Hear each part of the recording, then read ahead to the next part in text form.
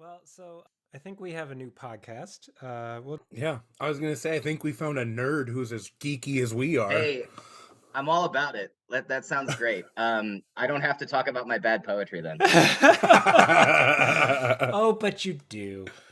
See, I said the name of the show, you see? Rhyme or free, it doesn't matter to me. It's my bad poetry. Good day, and welcome to My Bad Poetry, a podcast where we take a deep dive into our poems from youth, yesteryear, or even yesterday, always asking the question, why in the world did I write this? I'm Aaron. And I'm Dave. And today we have with us a board game reviewer who dares to leave Wingspan out of the top 10.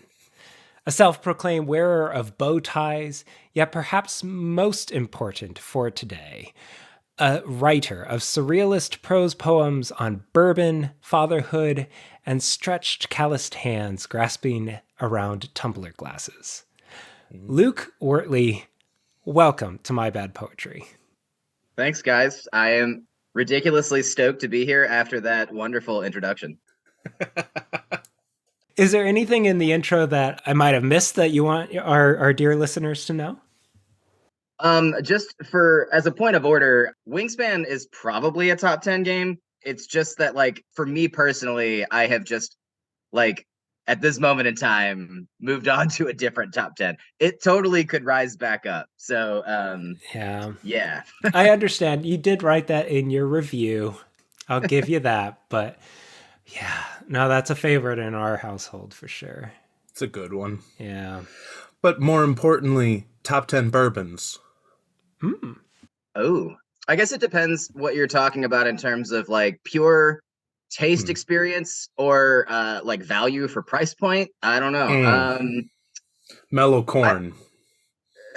Right. I think, like, for me, because I grew up in Shelby County, Kentucky, so which is kind of like right in between Louisville and Lexington, just a little bit of a hot skip and a jump away from Frankfort, as well as Claremont, and Bardstown, which is kind of like the heart of the Bourbon Trail. Yeah. So I lived, less than an hour from, Maker's Mark, Jim Beam, Wild Turkey, Buffalo Trace, Four Roses, Woodford Reserve, and then in Louisville they've got, the Evan Williams and Heaven Hill, and it's, so like bourbon, has exploded on the scene in terms of just a cultural institution of the United States at large. Admittedly, I had to begrudgingly admit after drinking a California bourbon that other states could make bourbon.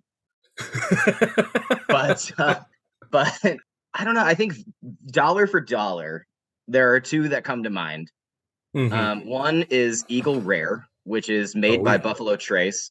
It's more expensive around the rest of the country, but back in the Commonwealth, I mean, you can get it for about $26, $27 a bottle. Oh. And then Old Granddad, just the regular orange label, is super solid. Like I said, dollar for dollar. But yeah, I mean, but pure taste, I think I got to go with either Rock Hill Farms or maybe another Buffalo Trace imprint, Blanton's. Oh, yeah. So, Dave, what cheap swill do you drink? Evan Williams Bottled in Bond. Because I'm unbelievably cheap. Kentucky's first distiller. It's so good. It's good. Solid. I that's what for the regular kind of like, mix with Coke Zero or whatever. It's hard to beat that. Right? Well, fine. I guess your answer was acceptable. Because I'm an aficionado. Do you need me to go get a bow tie? Does it make it more official? Makes it more official if you're wearing a bow tie. I am wearing my University of Kentucky sweatshirt, so... Okay, that counts as a bow tie. Between bourbons and board games, I don't know if we'll get to the poetry. I was going to say, I am... this may or may not be a tactical diversion strategy. I like it. To just try to stoke the interests of things that are not even really that tangentially related. Mostly out of sheer avoidance and shame, but also because I think being a dilettante is sort of my entire ethos. Fair Good enough. to know. Well, it makes you easy to get along with, but you don't ever have to like prove that you are like really genuinely knowledgeable about anything. That is That's the dream. That is true. That's the dream. Yep. We have stalled long enough. Dave, bring us into the realm of poetry with whatever you have brought us. This is an autobiographical poem because I don't know how to write anything else. It's called The Factory Reset. I know how to PEQ. It's an easy thing to do. Routing and mixing. Soundboard, I'll be fixing. Learning Dante is new.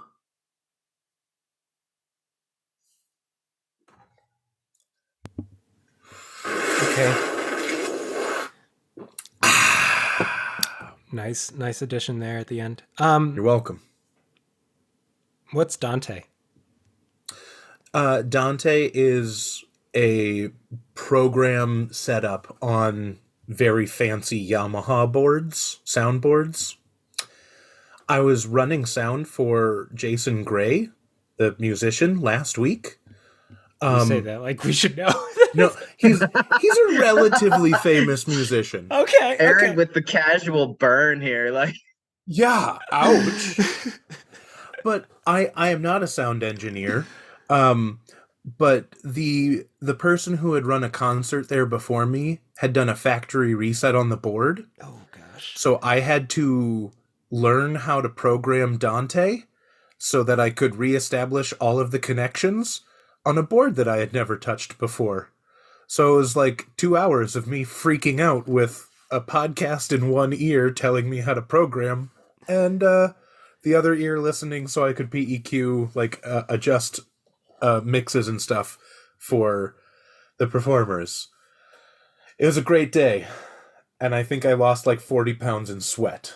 I just think of the idea of you just like the idea of factory resetting the like entire Divine trilogy. Like, I mean, like just like imagine well, because like, well, the Inferno, as far as I'm concerned, is brilliant and perfect. But like, imagine, because like, I never got into the Purgatorio or the Paradiso. Like, Yeah. I read them, but I was not like, I was like, how did this happen, right? Like, Sure. so the idea of reprogramming Dante in that way is actually kind of interesting to me. Building from the ground up. I definitely should have used that. That could have been interesting rather than me just complaining. Well, now you have a new springboard, right? There we go. I'll write something better for next week. That is always the hope, right? Yeah. Very true. Well, that was a fascinating little insight into your life, Dave. Oh, thanks. Luke, you have given us... I gave you some that are sort of medium length and then one short one. Yeah. Do you have one that you think you want to start with? You've been avoiding this so far. Which one might be either ripping the bandage off or a slow entry into the cold water?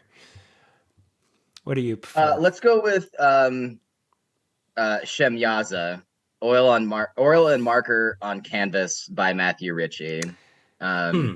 Okay. Which is an ekphrastic piece that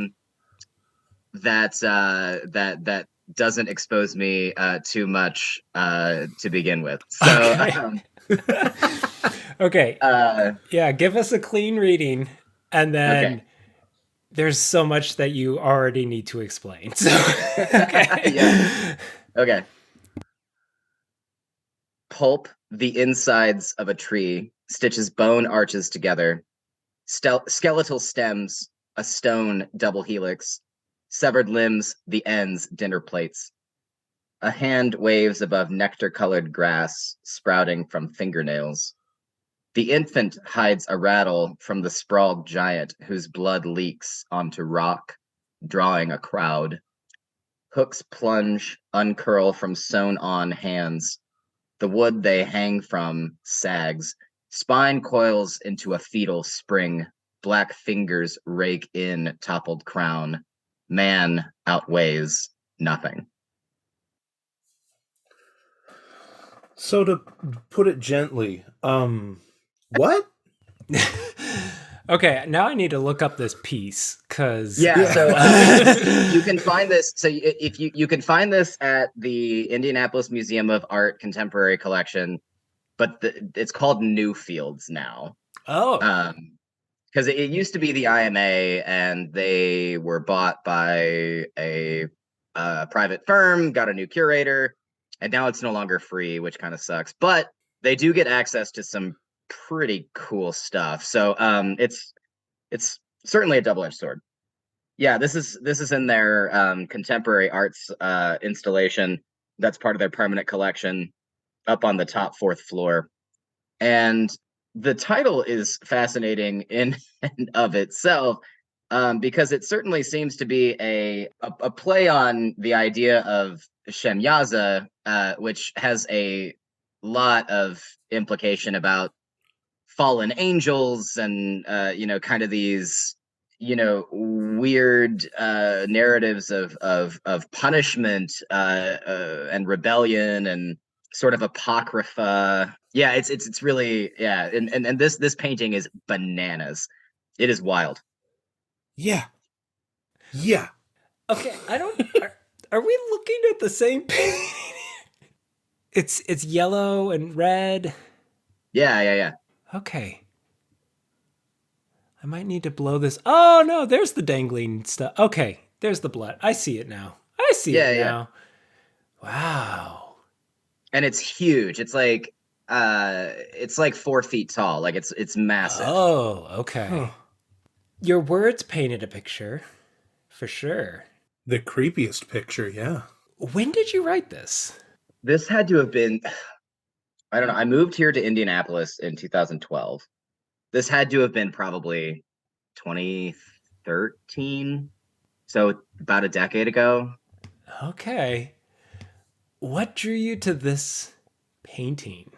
I've always kind of been eternally fascinated with kind of all artistic expression. I actually didn't even start writing until I was a junior in college. Really?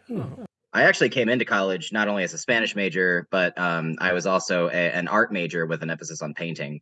I eventually dropped the art program after a year and a half, and then I acted throughout the rest of college and whatnot. So like I've been sort of like dabbling, but like visual art, particularly painting, oil paints in particular, has always been this just like incredible fascination of mine. And this one, for whatever reason, visually just really got me arrested. And then like when you go by yourself to an art museum and and it's free, right? Like you can sit there as long as you want. You can really get lost in a piece that's this big and this complex. Yeah, I can see that. Now that I've been able to blow the image up and move around, there is a lot that you would miss at first glance. And so I can see how your poem's trying to capture each little many different severed bodies. Yeah. Wow. But I mean, I also have this kind of like fixation even on other pieces that are like pure abstract expressionism. I mean, so like it really is just a like if a painting grabs me, then like another one that I've been fixated on forever was actually at the Dayton Art Institute. Mm-hmm. It's called Cantata, and it's a purely abstract expressionist painting, but it's a wonderful piece. Yeah, like I can sit in front of a painting for a long time.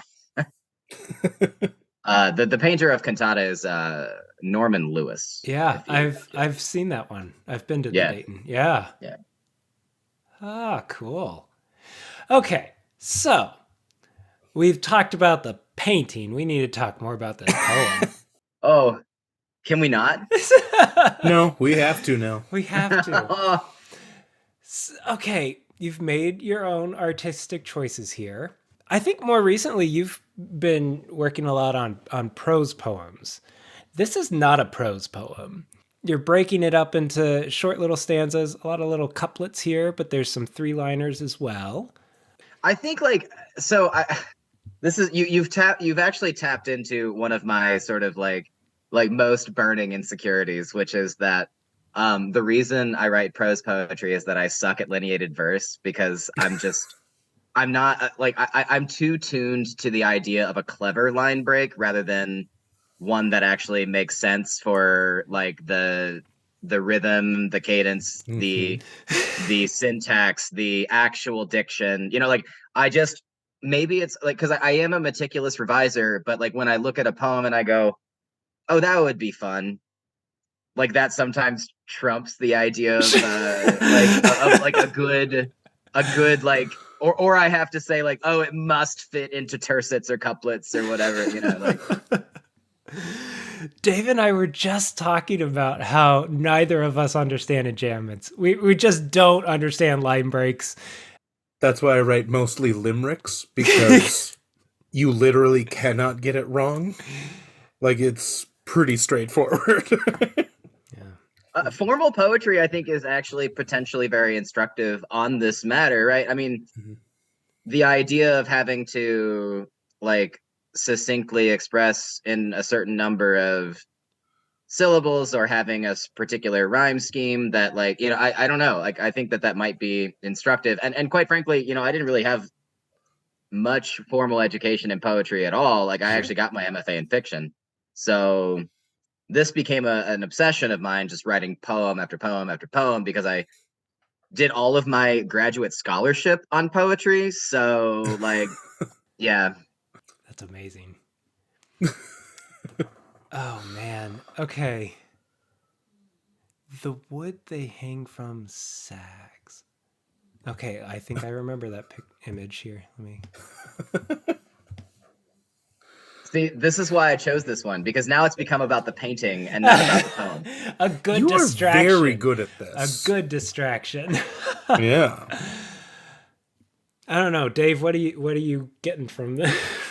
I am hung up on the line "spine coils into a fetal spring." I think that's the scariest turn of phrase I've ever heard. Like that. That's just. I don't know what to do with it, but I know I'm scared. I think I see that image too. Oh, this is so bizarre. Because you're like, yeah, I totally get why you picked this poem, because you're distracting us with this painting. I guess I will say I think this is perhaps maybe indicative of an immature understanding of ekphrasis. Right. Say more. In that, like, and this is partially why I picked it, because I think like part of the thing that I love about this podcast, listening to the previous episodes, is like finding these little nuggets of writers like sort of admitting to mistakes that they've learned from. And one for me was just like, you know, like I got really into ekphrasis after reading, you know, a lot of Anne Sexton's work and some other, you know, Eduardo Corral is an amazing ekphrastic poet. And, you know, that tradition really spoke to me because it married my two like sort of desires of visual art and writing. Yeah. But I spent a lot of time just describing what I saw rather than responding to the work, which is actually what ekphrasis is about. Yeah. Sure. Yeah, this really truly does feel like you're just kind of moving your eye around and just straight up describing it. And some poets do that really well, right? I mean, sure.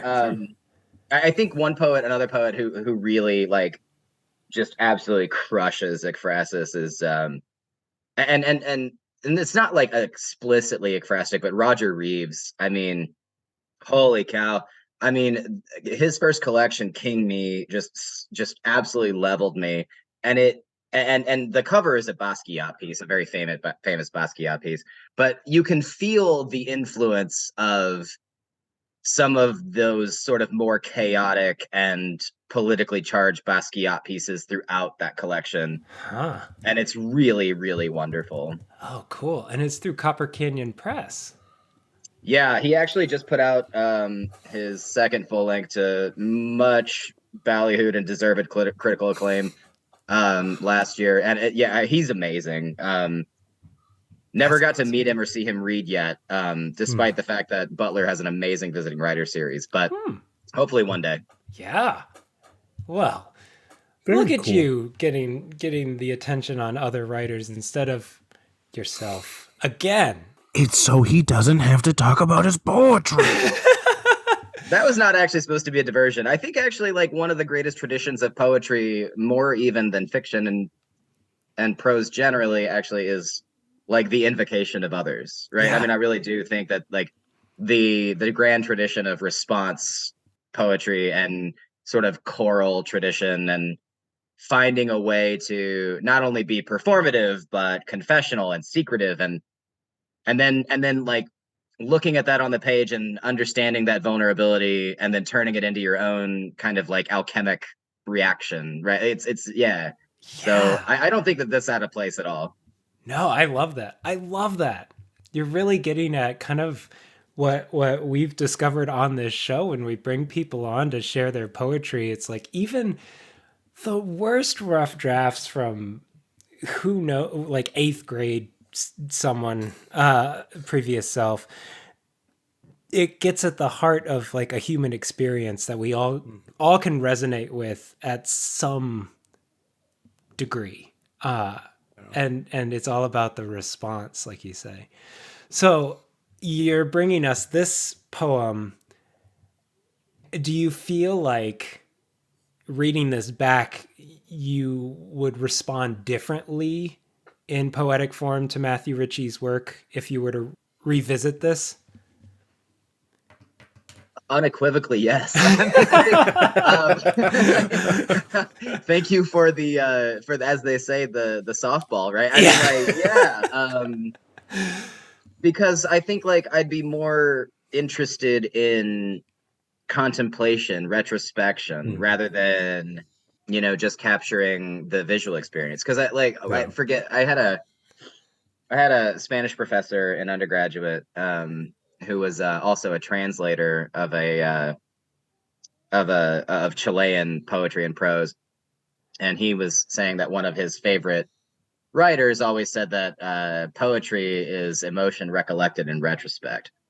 Oh, And so that like the idea of like not being raw and then giving it time to breathe, or even doing research and kind of finding out what the context is, right? Like the actual like sculpting of it, the craft of going in and figuring out what needs to be chiseled away is definitely something that would influence the way I would look at that painting now if I went back. Yeah.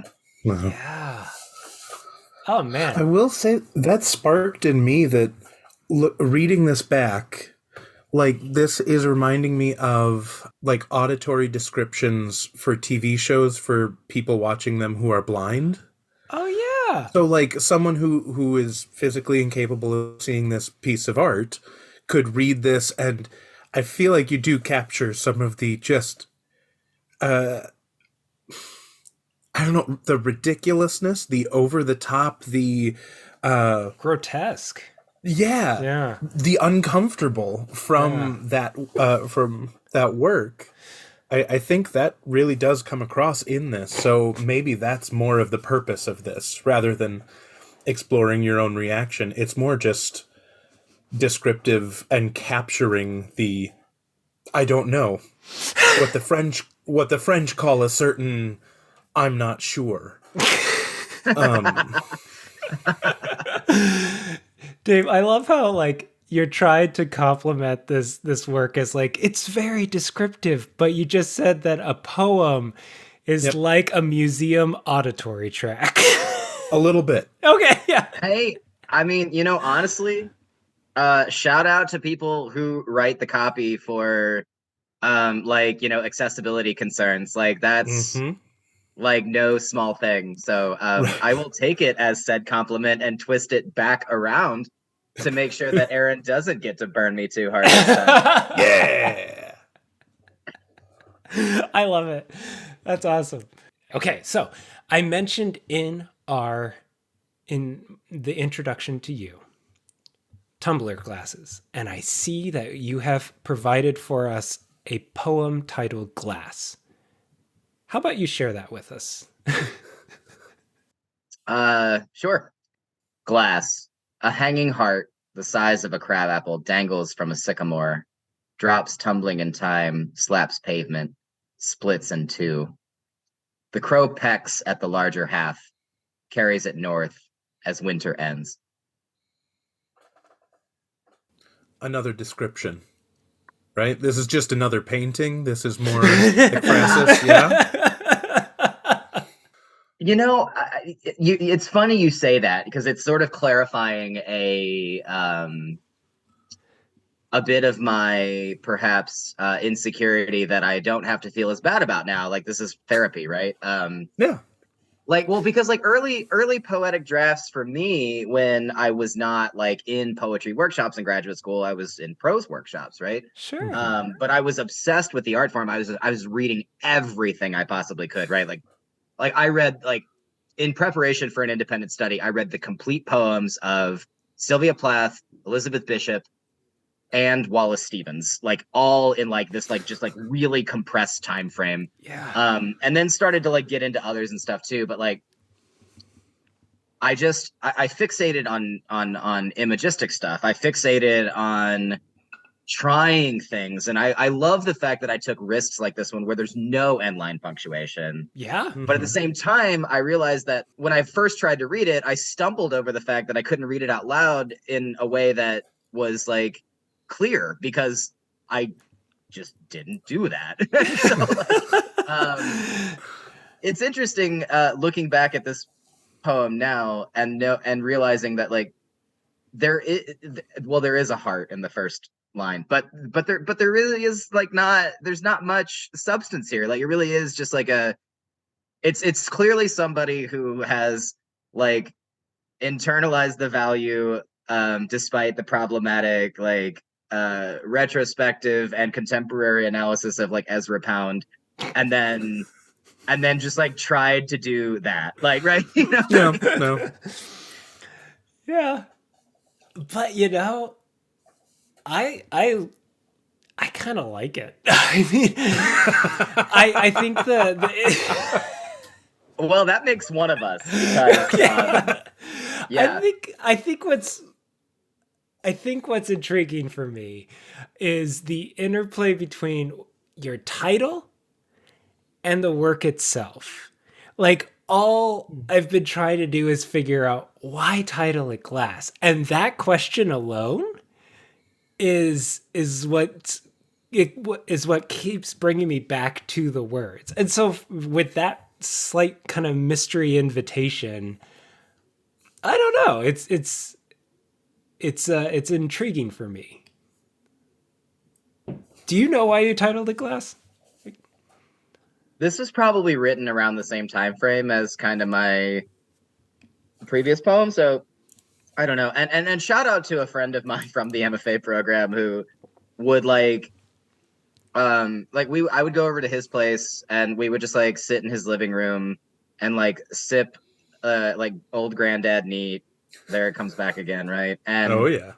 and we would like just like sit around for hours and just like read each other like drafts of our like, you know, sort of nascent poems, and then we would like comment on them and we would make notes for each other, and then like at the end of the night we would like watch a sporting event, or like sometimes like one time he introduced me to the live performance of Stop Making Sense by the Talking Heads. Oh yeah. Like that, and like I had never seen that before, and like this poem conjures those memories for me, and that's really what I hold on to rather than the title and why I did the things I did. But I tried to explicate it, but really, I mean, I think that I was largely correct. I think this is really just like me trying to experiment to see like what a poem is for me, and how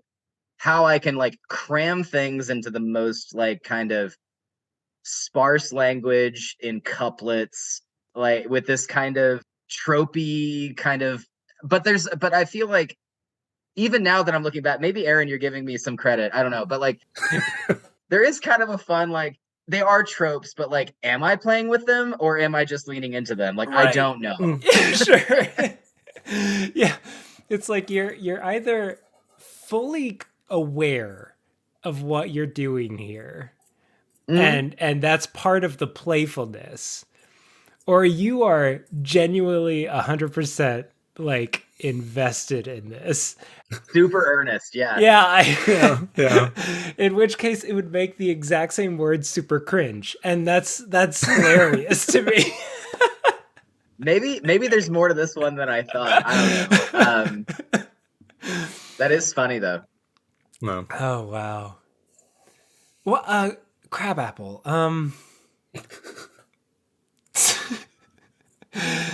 No, good point. Good point, No, Aaron. no, Leave what? it there. Leave it there. Yeah, no, just let it dangle there, Okay. like it does No. on the branch. Of a sycamore? Do sycamores grow crab No. apples? No. Mm-mm. No, they don't. not at all. Which is why I think it's like it really is like this really is a disaster poem, but like the fact that you have even read into it any kind of redeeming like conversation worthy qualities gives me some hope. Sycamore trees do often create large sap drops. So Dave, that's not Yeah. a maybe crab that's apple. the glass. It's a sap drop and sorry, I did that incorrectly. Gotta twist the mustache. Maybe it's the sap. Yes. Although if this were a graduate workshop, this would be worded very differently. Yeah.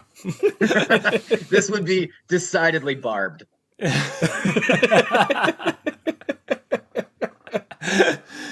I do kind of love that the podcast really is my bad poetry, because like these are both like bad poems, and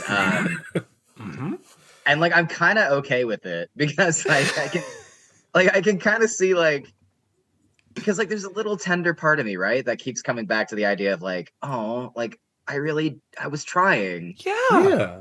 Yeah. That is extremely valuable, because Yeah. everybody starts somewhere. Yeah. And most people get better, although I keep writing my poetry for this podcast and it keeps getting worse and worse. Well, I mean, you could literally probably argue about whether or not my prose poems are poems at all, right? I mean, there probably are.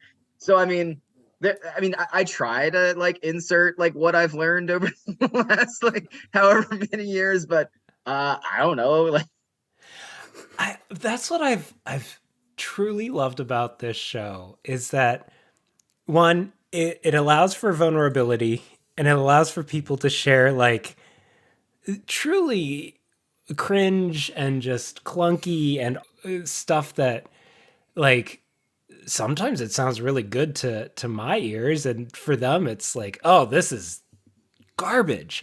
But I love the fact that 2 years ago I couldn't even tell you what an ekphrastic or a prose poem was, and yet this journey and bringing people on has just shown a whole new world to me. And we've had some really good prose poets on, yourself included.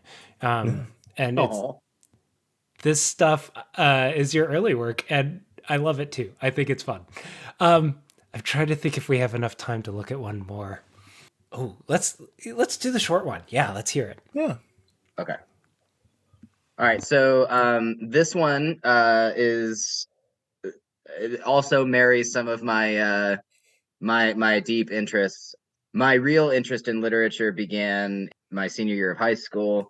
Like I'd always liked reading, but like getting deep into capital R literature, like I got into obviously things earlier on in my career, Somerset Maugham, Faulkner.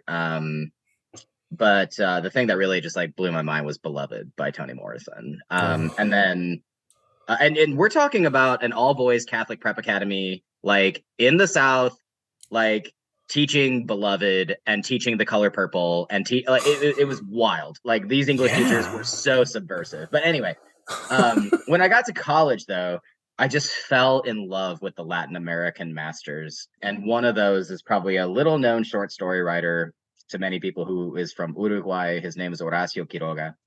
And he died, well, content warning, he died by taking cyanide after a lengthy hospital stay.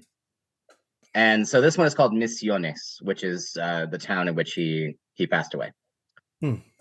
So, para Horacio Quiroga. When the snake wrapped around your wrist, you made sure to grip your cup tightly as its tongue flicked over your flesh, tasting the stink of night locusts that rolled out of your mouth. You crashed to the floor, smelling of almonds.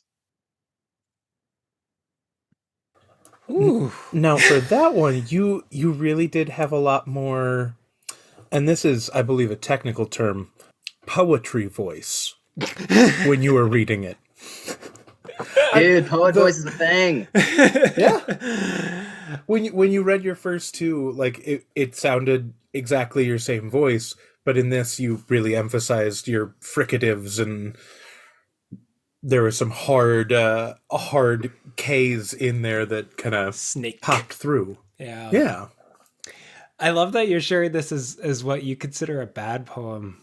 Yeah, I like, for me, I find everything that I wrote before a certain point to just be like unmitigated garbage. So, and then past that point, it is slightly less or it is more mitigated garbage. It's just like, you know, I just never went back to this one. Sure. It was just like but if you've never read anything by Horacio Quiroga, highly recommend. He was he's considered like a sort of frontier writer. He really like lived in his imagination and in his life, you know, in the wilds of Uruguay and, you know, the Amazon, and real, like, a lot of his stuff is like centered around man's conflict with nature and how it becomes this you know, sort of reactionary violent force in very like quotidian situations for both kind of like landed elites as well as kind of rural peasants. It's really interesting. Wow. That does sound fascinating. Yeah. You sold me on that. But not on this poem. Not on this poem. I thought you were going to be a jerk about it, Aaron. I will say, of the poem, did you evoke cicadas or locusts? What did you have in there? Locusts was the word, but cicadas technically are a type of locust, right? So sure. To be fair, I have cicada tattoos on my arms, so. Well, I mean, you're from the Midwest, of course you do. That's the sound of summer. Oh yeah. Yeah. But why were locusts around his mouth? I don't know. Evoking plague, evoking destruction. Sure, I think that's part of it, because, like, well, he was in the hospital. This is like actually a very famous kind of like story of his death, right? Like, he was in the hospital, like, kind of like took a walk outside, like said, like met with some old friends, talked to his daughter, said goodbye, and like that was it. Wow. And like he would have been super concerned with the idea of the natural world sort of like burrowing into his body and like you know, and then being like regurgitated in in this way. Yeah. Okay. So you're paying homage to his concern for nature. Yeah, he was a formative writer for me. Okay. I get that. And then Sinai has that scent of almond, right? That's the idea. Yeah. Which, again, way on the nose. This is why it's a bad poem. It's a little too on the nose there. Poisonous snakes and almonds. You kind of. No, just change it to amaretto and you're good. See, again, I get it. I'm a genius. That's all I can say. For the listeners out there, I just pawed my beard in deep contemplation at Dave's suggestion. Yeah. Yea, verily. Okay, we gotta end this before you do. Luke, this has been a joy. I'm so glad that you reached out to us, and we're finally bringing people back. So you're welcome back anytime. Honestly, this was wonderful. Thank you. Yeah, this has been super fun. I actually had PTO today, so like I didn't have anything else to worry about. It was great. Yes. Nice. Oh, great. But before we let you go, we here at My Bad Poetry, we end each week with the words of a true poet. So would you be willing to read for us another one of your poems, one that you called, what did you say? More mitigated garbage. Sure. I will read one from my just recently debuted full-length collection called Shared Blood. Ooh, sorry. I didn't plug that at all. That's okay. You can do it Shared at the top. Blood. You can do it Yeah. at the top later. Will do. Yeah. So this is a poem that was published in the Cincinnati Review micro series. So shout out to them, as well as then editor Taylor Baez, who I've invoked again. But this one is called Cry. When he's born, there is silence and there are wires, the beeping whine of machines and the stale odor of latex. Not long after, we're in the hot breath of the NICU, and the first scream blooms like a wound. Lightning quick, the way it unhinges my ear, undoes the surgical calm of night. I'm amazed by the use of breath, the way it careens in all of us, this storm in my son's mouth. I marvel at the tremulous nature of his grasp, the laborious intake. Each time it delays, I freeze, delve deeper into the porous stone of my wavering heart. I take my wife's hand and we watch the monitor zip and undulate. I'm aware of the sudden lack of wind in the room, the cold embrace of sterile gloves as more thunder ripples from his mouth, sending us for cover as we brace for the coming quiet. Storm in my son's mouth and thunder and light. Ah, wow. Wow. That was incredible. Yeah. Oh gosh. Thank you, Luke. That was great. Yeah. I appreciate y'all having me on. This was a super fun time.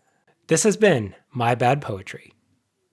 Now go write some of your own bad poetry. That was super fun. Yeah, and I'd love to chat even outside of the podcast. Yeah, it seems like we vibe. So, I yeah. think we do. Yes. Rhyme free doesn't matter.